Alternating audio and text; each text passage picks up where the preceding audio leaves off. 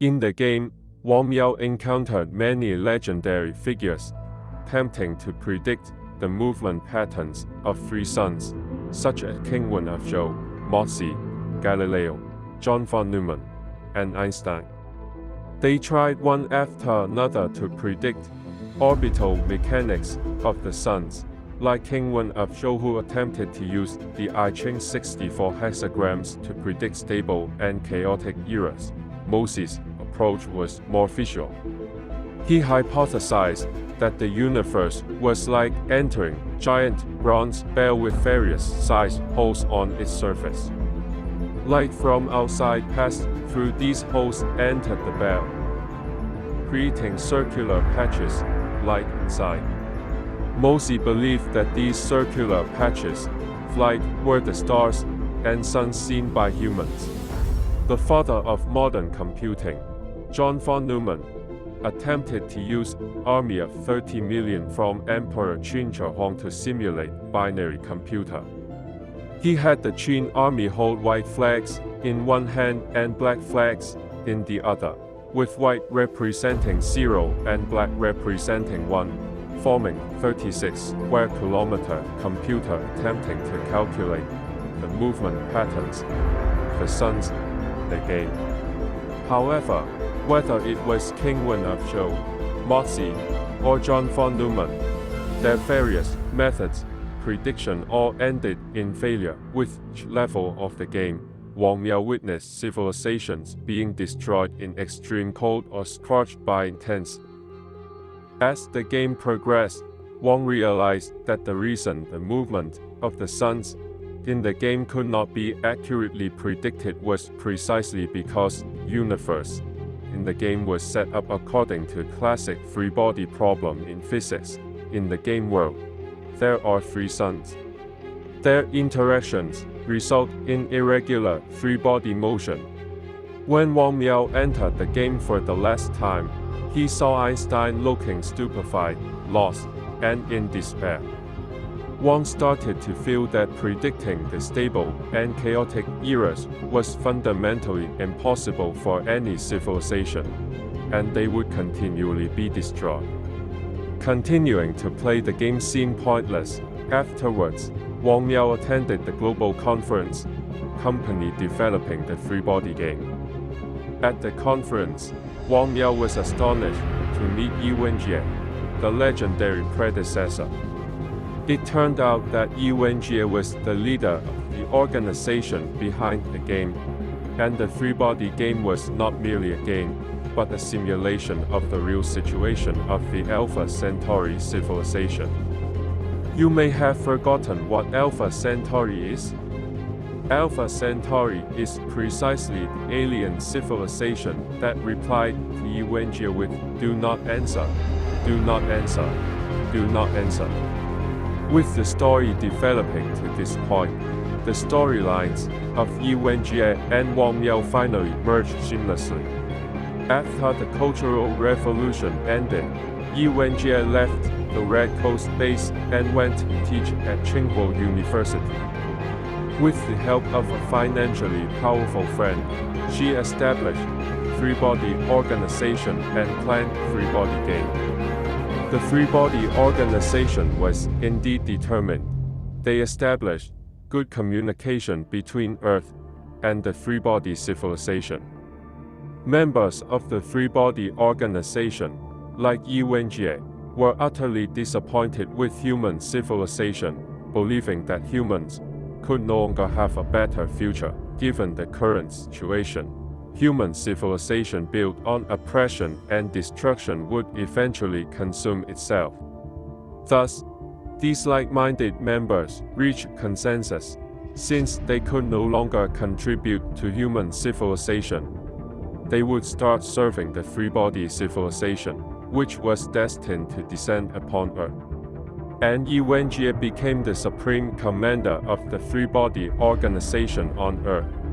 From then on, whether to turn left or right, everyone in the organization had to obey the commander absolutely. The three-body civilization already had the capability of space travel, and Yi Wenjie's signal also made them realize that Earth was a paradise for life to flourish. Therefore, they grasped this last straw at all costs. They vowed to colonize Earth, calculating that it would take at least 400 years to reach Earth by flight.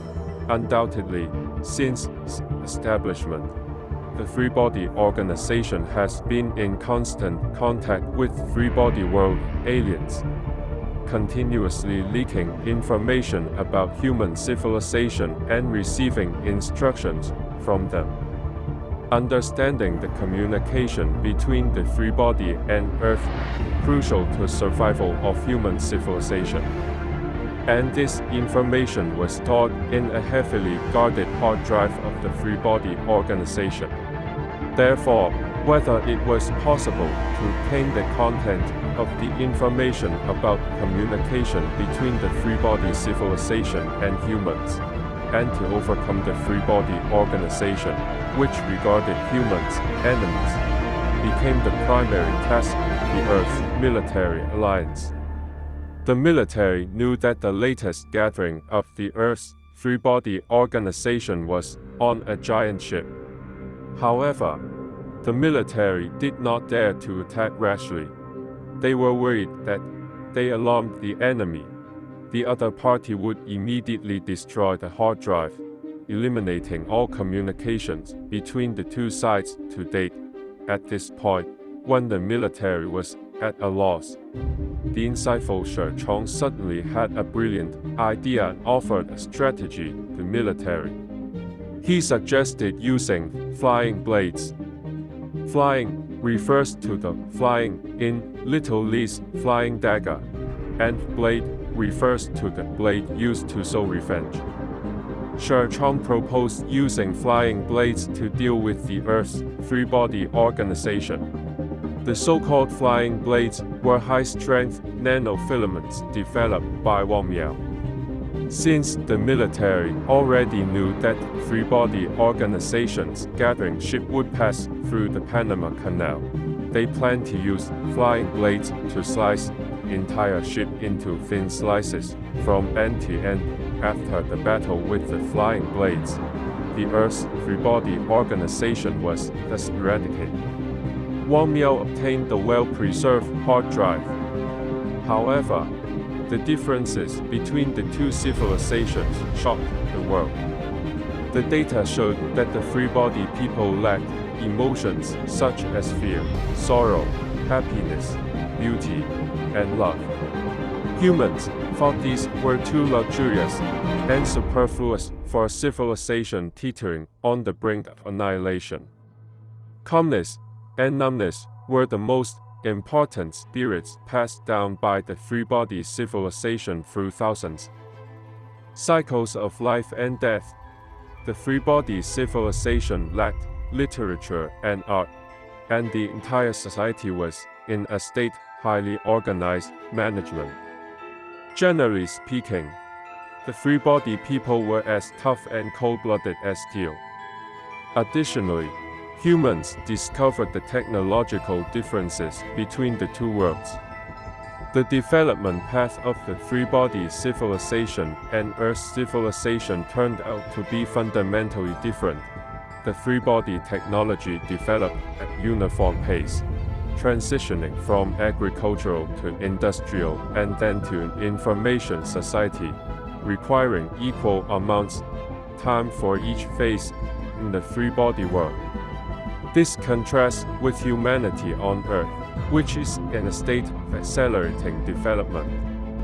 For the Three-Body people to embark from their planet, their spacecraft would need to travel for 400 years to reach Earth. After 400 years, human technological levels would have far surpassed of the Three-Body civilization. What kind of world it would be by then, who would control home, and who would consume home, were hard to say.